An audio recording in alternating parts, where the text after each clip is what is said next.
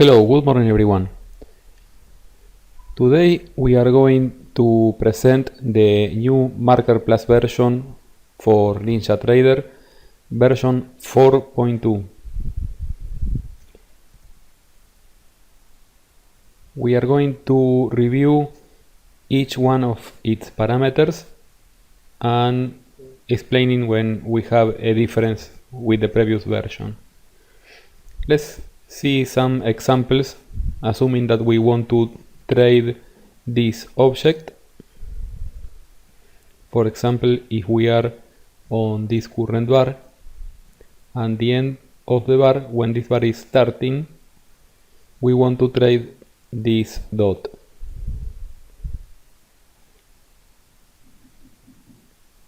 We must configure the type of object and the color. For example, this is the color of this dot, and we can set the type of object to enter long with the same color.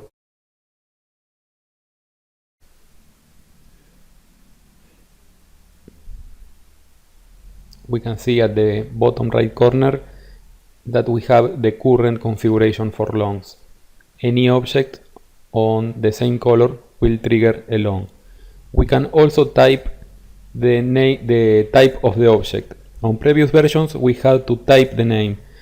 On this version we only need to type the first letter of the name, so we cycle between all the possibilities, or we can use the drop down menu. So there is no way to misspell the name of the object. We can not specify the color, just the type of the object.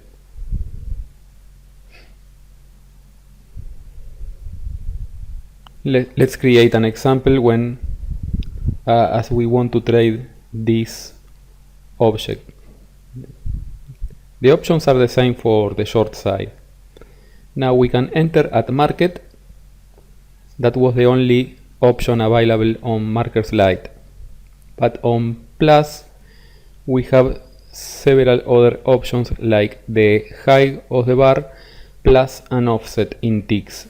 If the offset is positive, we want a better price, so for a long we go 4 ticks below, so it is like placing a buy limit. If the offset is negative, then we want to enter 4 ticks a worse price from the high of the bar, so this is like placing a buy stop. We can choose the high, the low of the bar.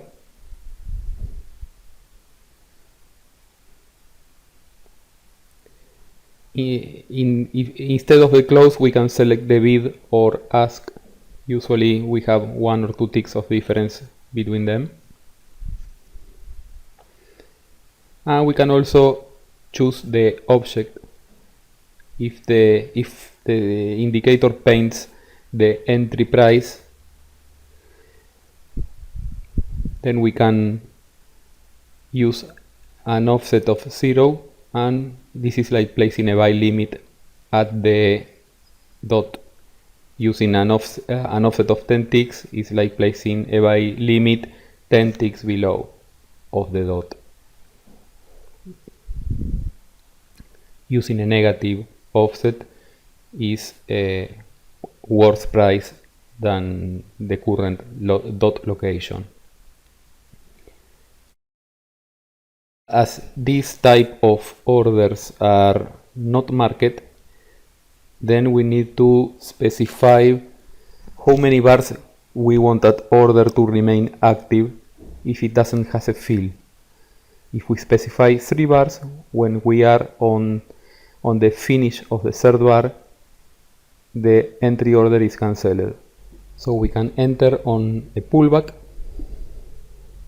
For example, we can use the low of the bar as reference, with a positive offset, so we want a better price than this low, or we can enter on a reversal, for example the RVO entry, that will be using the high of the bar with a negative offset. For example, a -3 means that we want to enter with a buy stop 3 ticks from the high of the bar. This will be an RVO entry. This is for the type of entry. When we use market orders, the these two parameters are ignored because they are not used. So we can specify object to enter long, the color, and the same for the short side. And if we want to add conditions for exit, we can set the same configuration, an object and a color to close longs, and also an object to close shorts.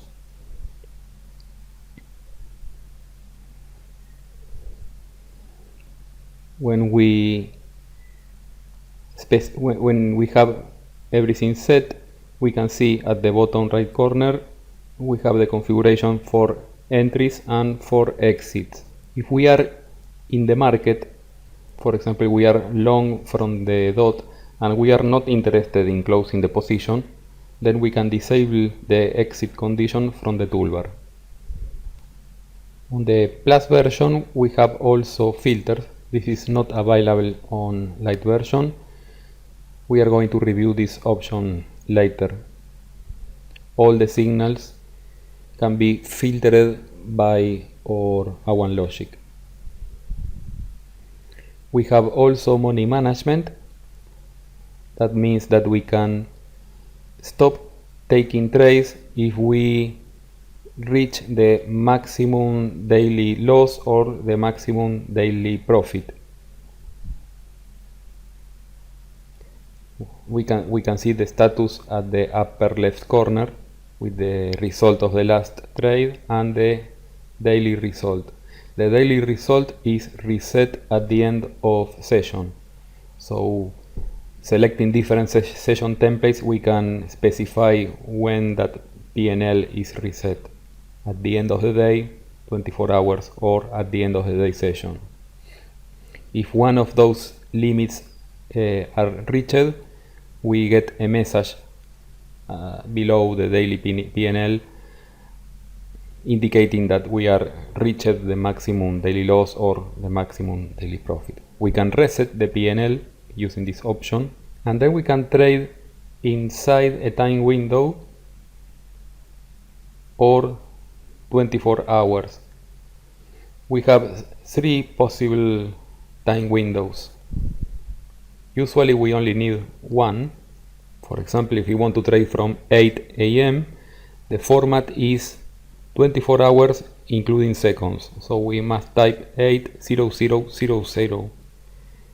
To stop trading at 5 PM, we must type 17:00:00 because we include the seconds. We can set a maximum of 3 different windows. For example, to trade the mornings, stop at lunch, and then starting again an extra hour, and then at the end of the session for another 15 minutes.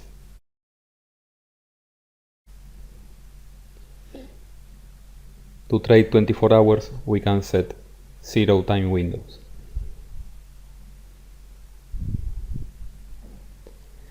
With this option, we enable reversals. This is the default option. When we are long, if we get a short signal, with this option enable, the current long position is closed and it initiates a new short position. If this parameter is disabled and we are long, a short signal is ignored until the long is finished.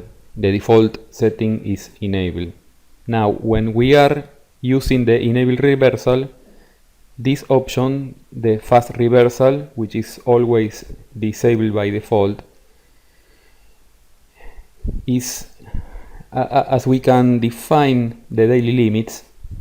When we are closing a long position to enter short, we first close the position, check the PNL, and if we are inside the daily limits, then we start a new reversal position.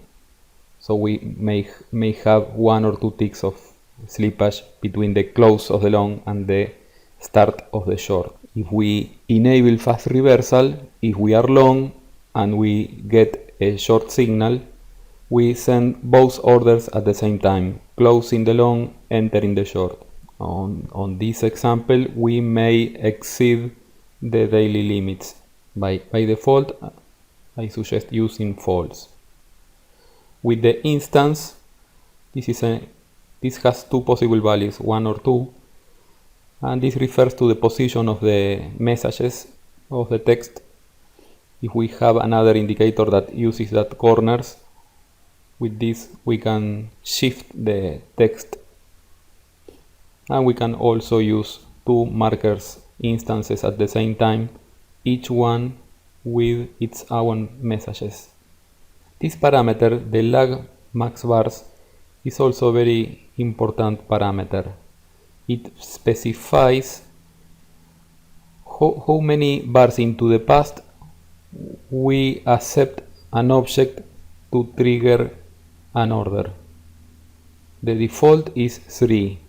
That means if we are at this bar and we get a painted object at one of these bars on current or previous 3, but on the 4th bar we are going to ignore that signal. This may happen on some lagging indicators. For example, we may have an indicator that paints a long signal on that bar, but when we check it bar by bar, we find that this signal is painted when we are at this current bar. So the signal is too lagging. If we are interested in taking this signal anyway at this bar, then we need to increase the max lag bars to 1, 2, 3, 4, 5. We have to change this number to 5. Usually more than 3 produces a very delayed entry. A new option on this version is the 1 trade per bar. Now it is set as default to true. On previous version it was on false. When we have an indicator or when we create a signal that may update several times per bar, so we may have a long signal several times on the same bar, or even it can be a long signal and then a short signal several times on the same bar. This may produce some issues, mainly in the communication with the exchange. So the best solution is to limit the number of trades executed per bar. So with the default option, now we only enter the market only once per bar. We can enter and exit one trade per bar. So we don't have also reversals. Only the exit option. The exit option on the same bar is allowed. So we can enter and close the trade on this bar but only that we are not going to reverse or enter again on the same direction until we start a new bar. The save replay option is for market replay. Markers has a memory that remembers all the orders and positions, so we can change the settings and markers keep in knowledge of all its orders and positions. But on replay, if we move the time slider while we have an order or a position, that may produce an error. So because the position is no longer there, the order does not longer exist, and marker thinks that it has a position.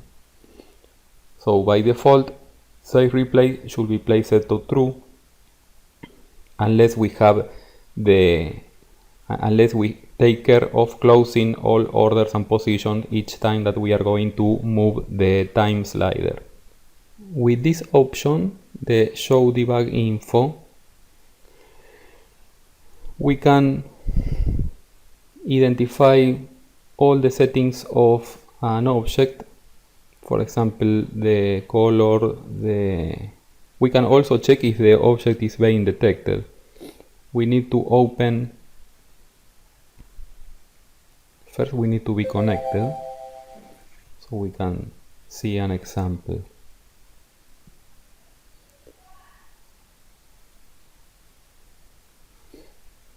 As you can see now, the buttons are disabled because markers is configured to an account that is not available at this moment. So we must set the correct account. Now the buttons are enabled.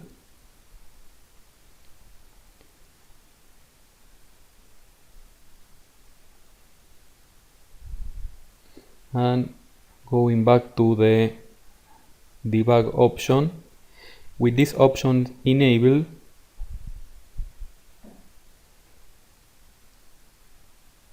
on the output window we can see, to open the output window, we go to Tools, Output, and we get this window.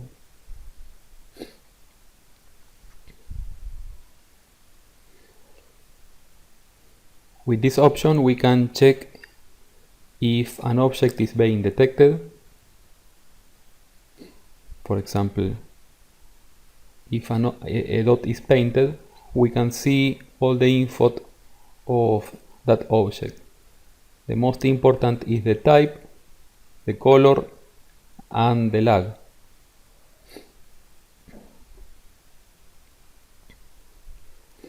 If, for example, we get an arrow painted here, we can see that we have a lag of 9 bars. 1, 2, 3, 4, 5, 6, 7, 9. That means that with our current max lag bars of 3, the arrow should be ignored.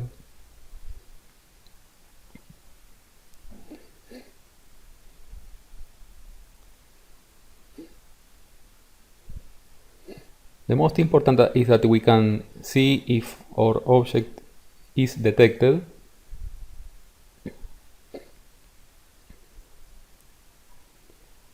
And then if the object is too far from price action.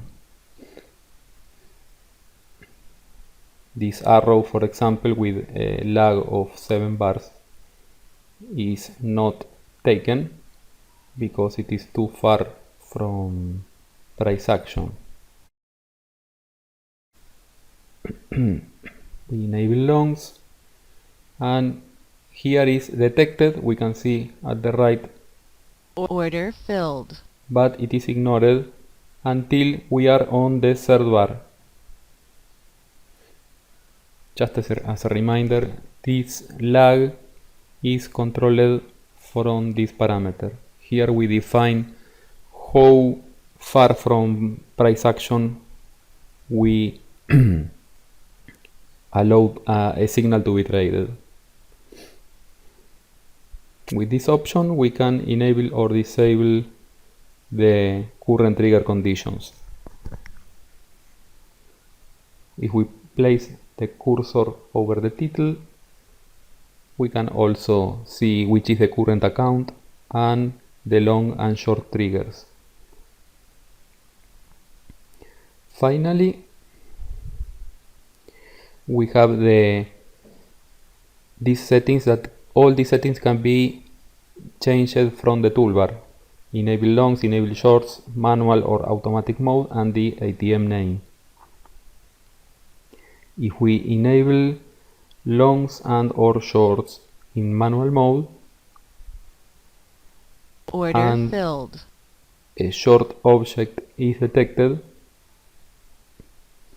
the short button gets disabled. This is what means manual mode.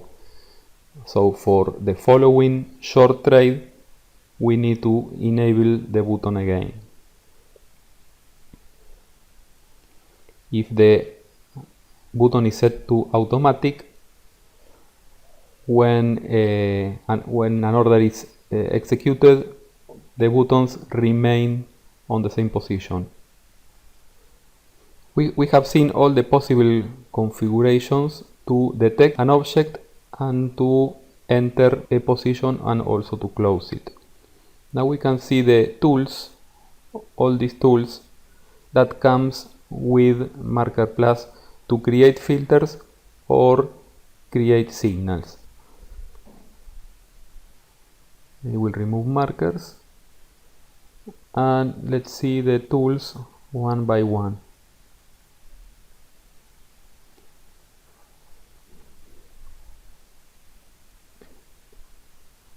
The main two included tools are the Universal Slope tool and the Universal Crossover tool. With the Slope tool, we can check the slope of any line from any indicator. For example, if we want to check the slope of an HMA 50, we may be interested in the slope of this line to be used as filter or as a signal. First, we need to use the indicator slope. On the input series, we select the indicator. It was an HMA. The corresponding line. HMA has only one line, but for example, a MACD has 3 lines, so we can select which one of the lines. But for the HMA, we have only one line. We only need to set the parameter. And then we assign a name for the variable, a markers variable. For example, my slope. I will set to not paint markers. We can see it later. Now at the bottom, on this histogram, we can see the slope of the line that we are analyzing. When it is horizontal, it is going by 0. When the histogram is big and positive, the slope is ascending.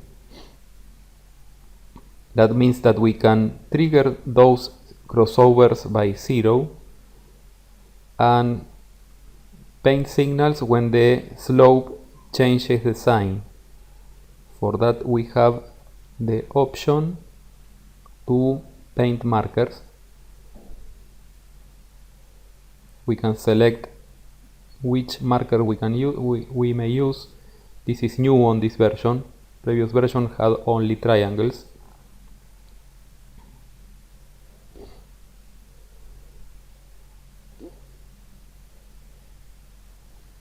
And now we get these markers on each change of the slope.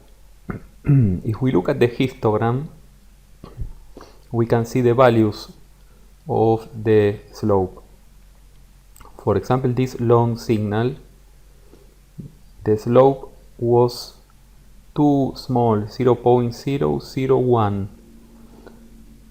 So we can ignore those small numbers by using a threshold. If instead of using the current threshold on 0.001 we make it 2, then we can remove these two fake signals. These signals obviously can be used to trigger markers to enter a position or to close a position. Also, the histogram with these values can be used on a filter inside markers. As we saw, the variable assigned was my slope, and when we were talking about marker plus, we saw that we have filters. We have a filter to enter long and a filter to enter short. So for the longs, we can set the name of a variable, and then we can set limits, minimum and maximums.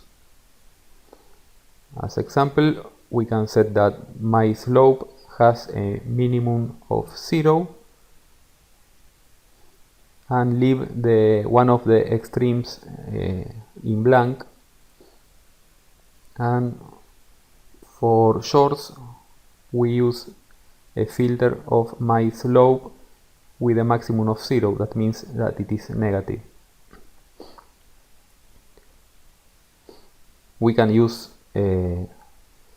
extremes on both sides. So for example, we can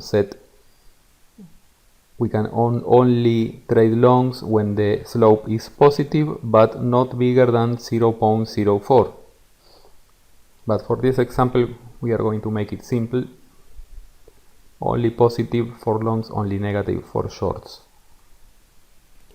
At the upper right corner, when we are using filters, we can see the current status of the filter.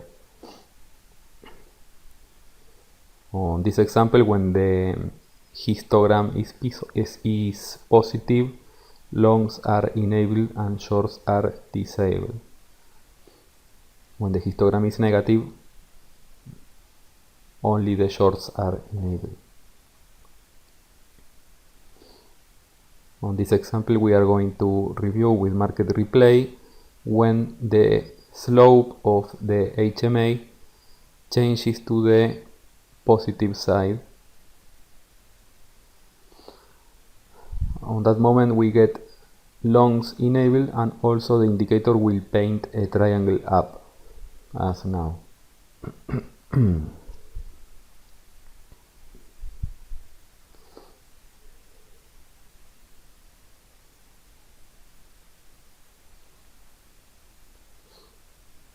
The other indicator that we can use, I will first, instead of removing the filter, I can just disable it, so we can use it later.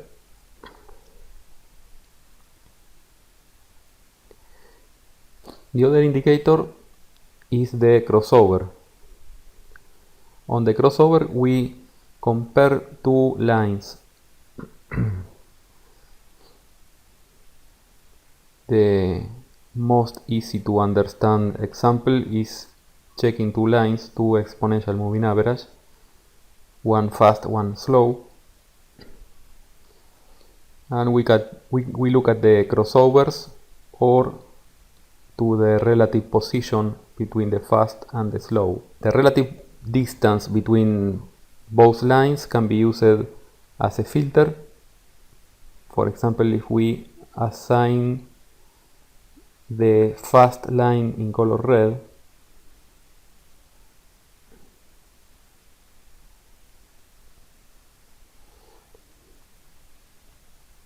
for example, we may be interested in filtering longs only when the red line is over the blue, and cell only when the red is below the blue.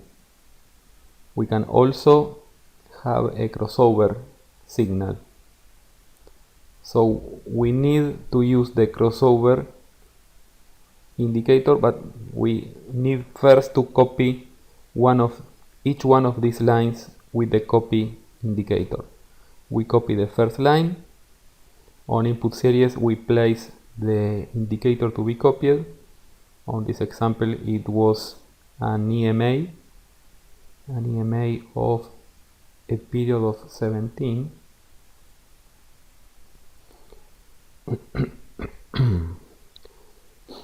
We can show the line or hide it.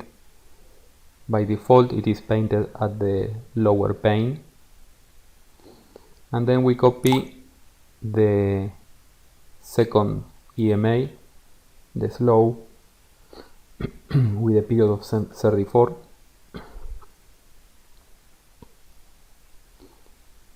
This error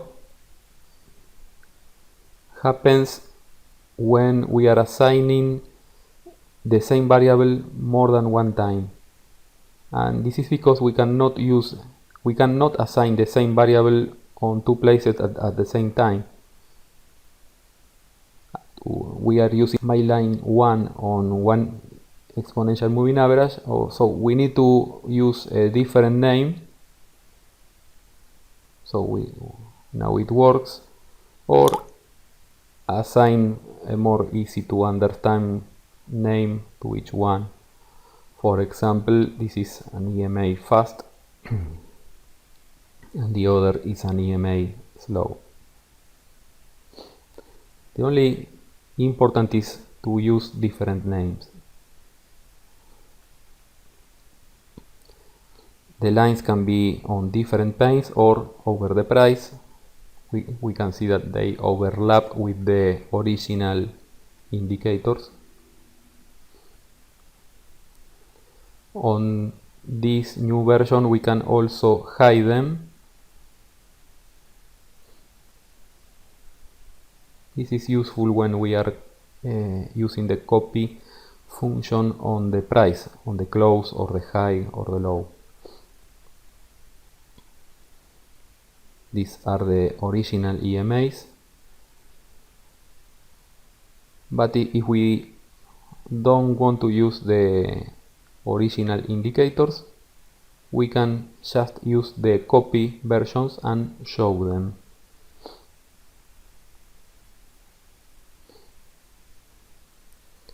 So now we have the moving average, the fast and the slow, in variables. We have another option now where we can add an offset to a copied line. For example, if we add 10 ticks, 10 ticks in price is 0.1.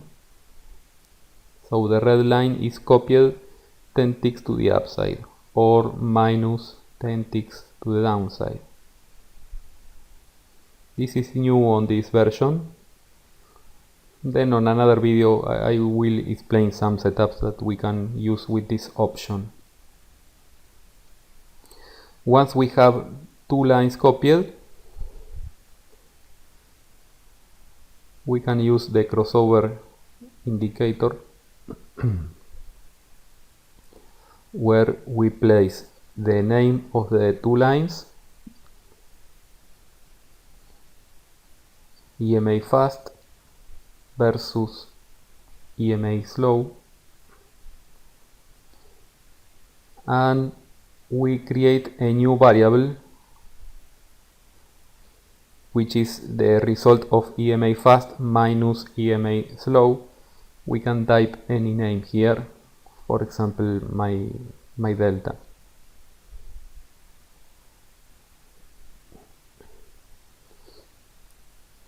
We can show or hide the histogram also. This is also new on this version.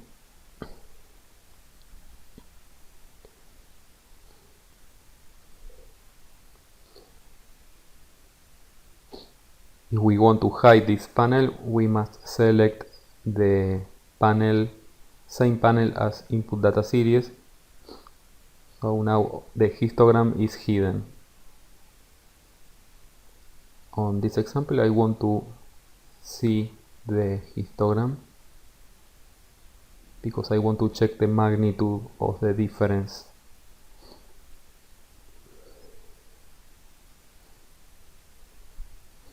On the histogram, this indicator executes two things. It calculates the distance and also paint signals at crossovers.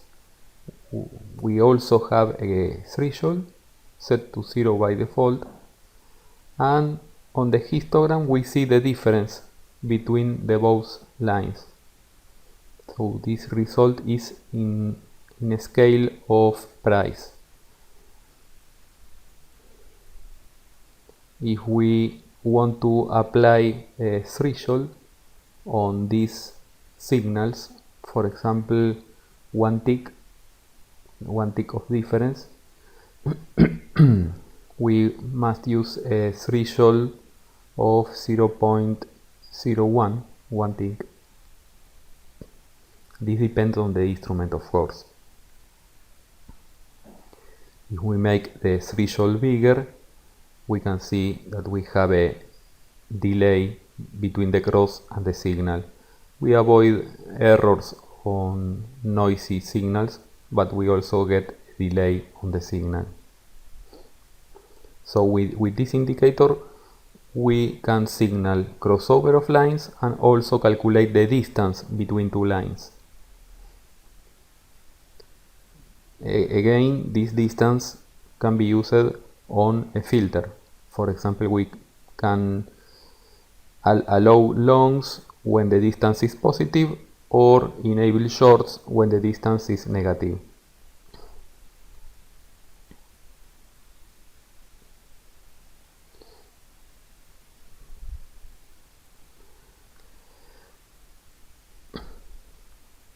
Another option that may happen when we use oscillators, for example an stochastic, is that we want to check the cross of a line, for example the key line, the red line, with an overbought or an oversold level, which is a constant, it is not a line.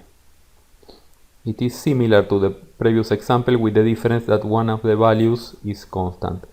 For that we have the constant indicator.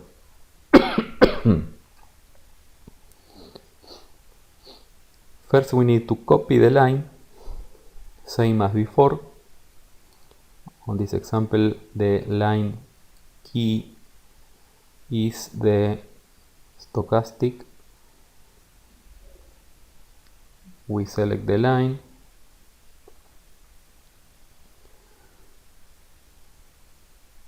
and the blue line is the copied version of the key line of the stochastic. If we put it over the stochastic, we can see they overlap, so I don't need the stochastic anymore. Now we need the levels overbought and oversold. For that we can use the constant. Let's say that we want to assign an 80 for the overbought. I will use this name for the overbought variable, and for the oversold level of 20. This is the name of the variable. So now we have variables for the overbought and oversold levels. We don't see nothing on the chart because they are not painted, but we can use this indicator, the line paint. This indicator can be used to paint any variable. On this example we can type the overbought and oversold levels.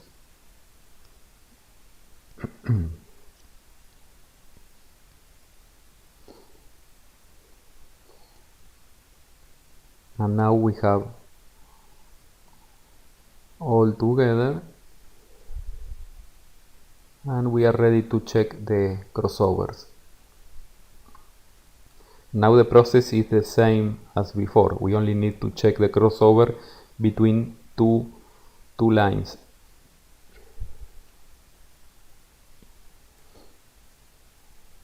For example, we use the crossover. On the line number 1, we need the key line key,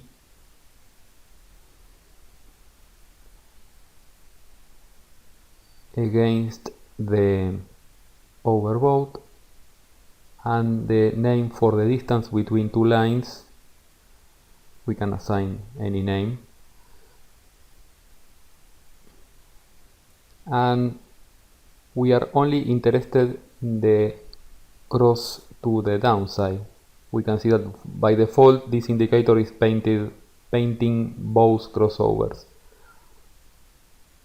but we can disable the crossover up and only paint the crossovers down. And now we have the short signals ready.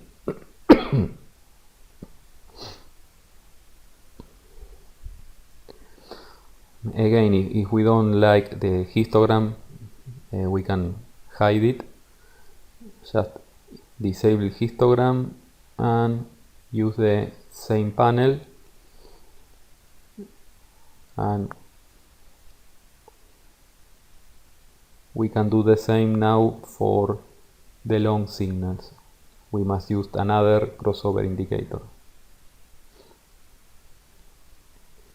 We must check the crossover of the line key against the oversold.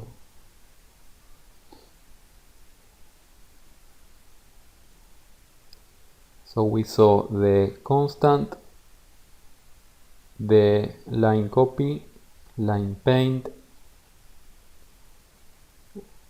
the slope, and the crossover. The two most important are the slope and the crossover indicators.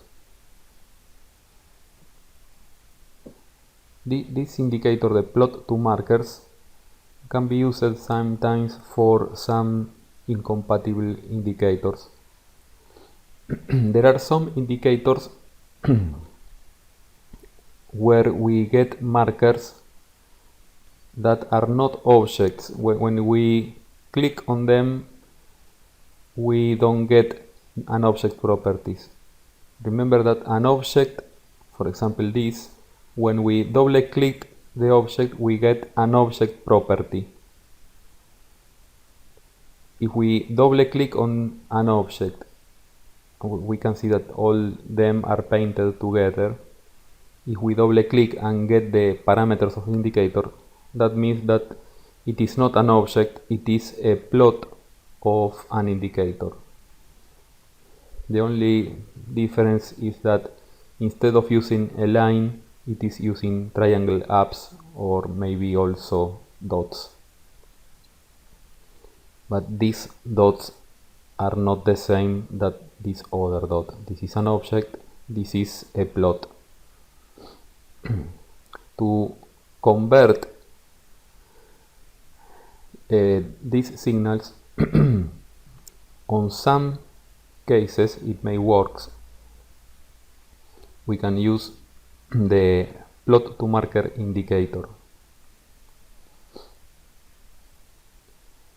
We put on the input series the name of our signal indicator. We select the name of the plot that we want to paint, and then the type of the object and color.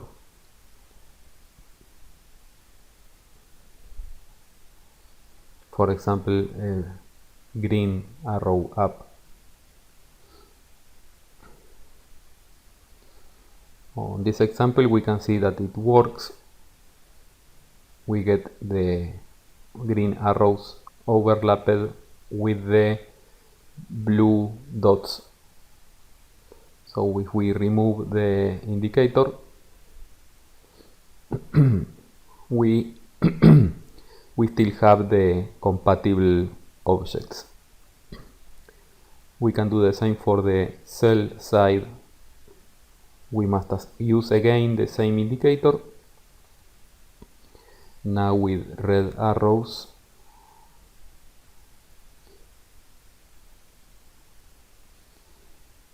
On the input series we put again the indicator and choose the another signal.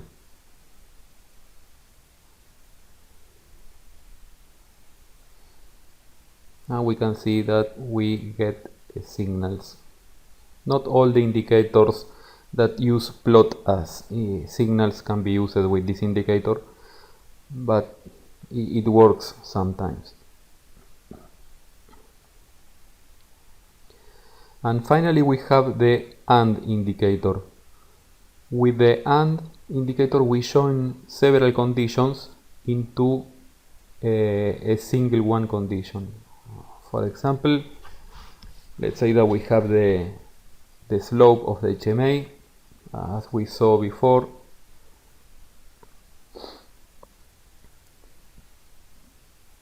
So setting the HMA 50,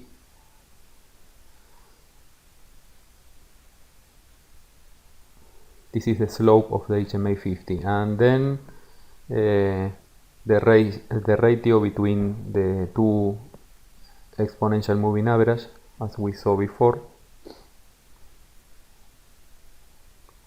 So I will assign the EMA fast to the EMA 17,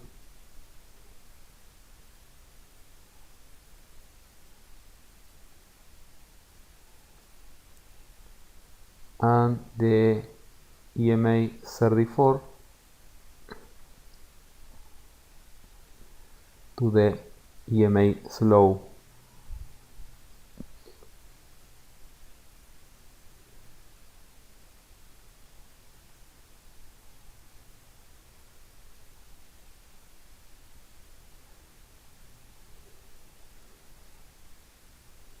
And then we use this to calculate the distance between one each other. The fast was red.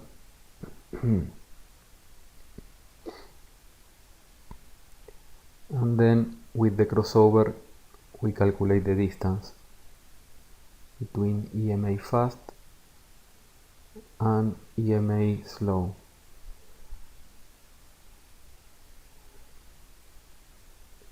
The result is my delta.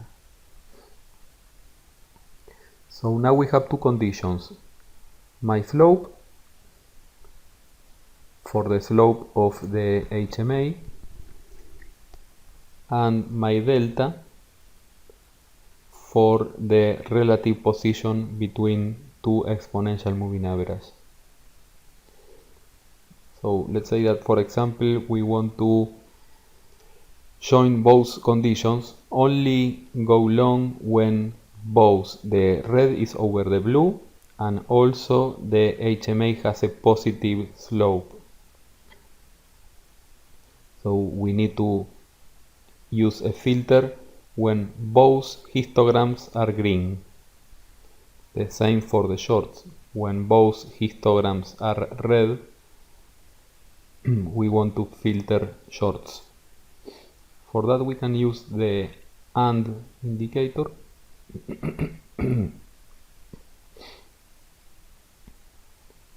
Condition number 1 is my delta to be positive. Condition number 2, my slope also positive. So on the condition number 1 we place my delta with a minimum of 0. We can also set a maximum, but on this example I am only interested in positive values. My slope, I also want it to be positive, so with a minimum of 0. And the third condition is not used.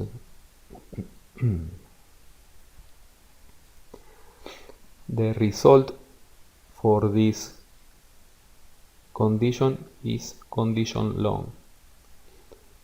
We get as result a histogram at the bottom with two possible values, +1 or -1. +1 when it is true, so both histograms are positive, we get a +1 result. We can use this as filter. This is the name of the variable, and we can use it on markers with a minimum value of +1. For example, if we want to add this condition to markers on the filter condition, we set the name of the long filter was condition long with a minimum value of 1. That means when it is true. But this indicator also paints signals. I will remove the signals from the other indicator, from the crossover and also from the slope. So now we have only the signals painted by the AND indicator. Each time the AND indicator becomes true, it paints a signal, only the first time. So with the AND indicator we can join several conditions and transform this logic into a single condition, and also signal the first time that this happens, and also we have several signaling options. We can change the color, the type of the signal. For example, the vertical line is more visible. We can signal the first time it happens, or we don't want a signal at all, if we only want to use it as filter, for example, or we can enable all the signals. Each time both conditions are true, we get a signal.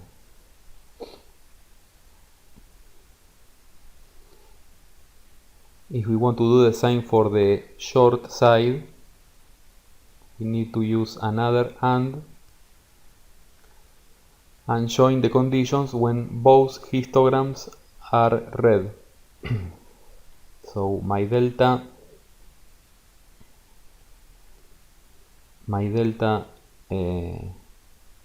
lower than 0 and my slope lower than 0.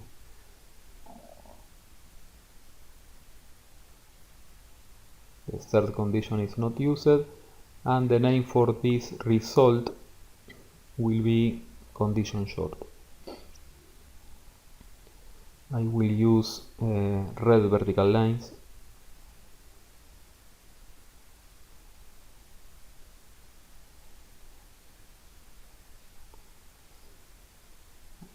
And now at the bottom on the histogram, we can see that when both histograms are red, we get a blue histogram at the bottom because it is true. And also the first time it happens, we get a red vertical line.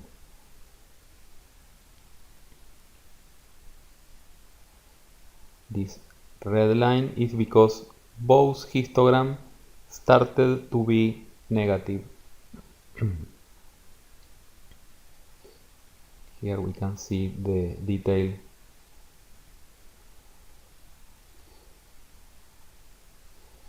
We get a positive +1 on the histogram. So this has been all about all the tools on Marker Plus. If you have any question, please post below this video. Thank you everyone. Bye bye.